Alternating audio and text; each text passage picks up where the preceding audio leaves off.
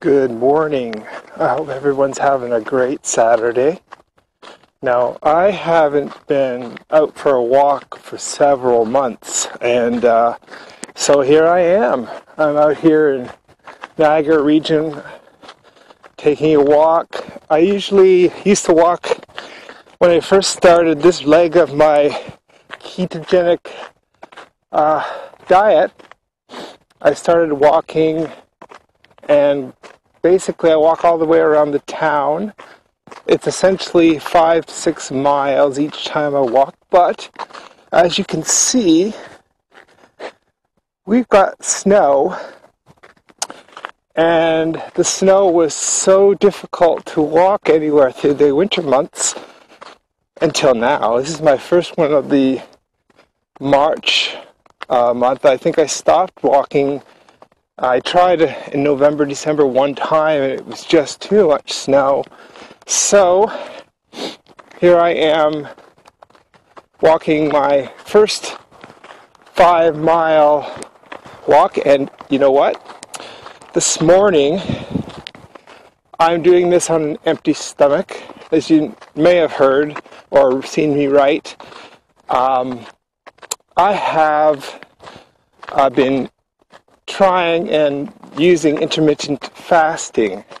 So essentially I stop eating at 8 p.m. most nights, and then I don't eat again until the following day around noon, 1 o'clock, sometimes later, which gives me a fasting period of anywhere from a minimum of 14 hours to sometimes I think I've gone as far as 26 hours.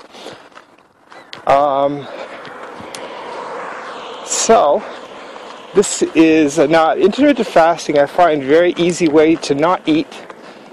If intermittent fasting, I tend to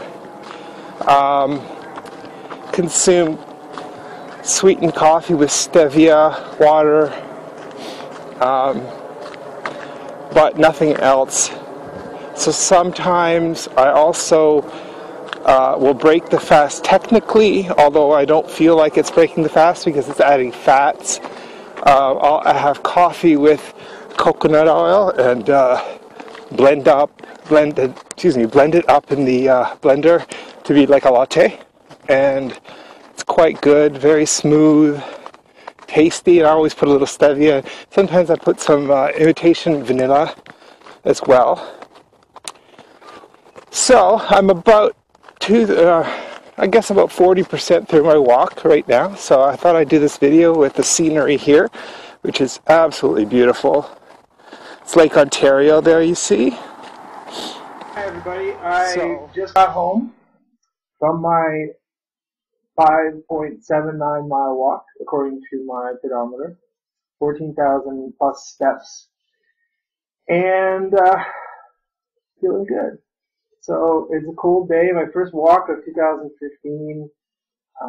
My thighs hurt, so I expected there would be a little bit of discomfort, not pain, but just, like an ache. And I did it all without any food, so I'm still on my intermittent fast. It's 10:30 a.m. here in the Niagara region, 10:30 a.m. Eastern time for you if you're watching from another time zone. I think there's so many benefits to intermittent fasting, but one thing, and I've heard this from other people, somebody I watch who I look to for ketogenic information suggests that you should be cautious with intermittent fasting if you're trying to get into ketosis. Make sure you're keto adapted first. In other words, make sure you're in ketosis for a period of time before you try intermittent fasting. But I think it's definitely a good tool in your toolbox to get you into a better state of health, possibly improve your weight loss as well. It does allow me to manage my appetite.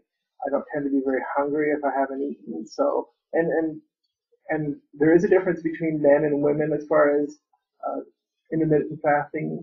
Some women just have an issue with it, and it's not appropriate for them. So you got to experiment with yourself, find out what works for you. I always say this is something that I've come to understand more in the last several months, is that experimentation to determine what works for you Some people, I would say the majority of people will do very well on a ketogenic diet. A lot of people will do well on intermittent fasting, but you also have to just see how your body reacts.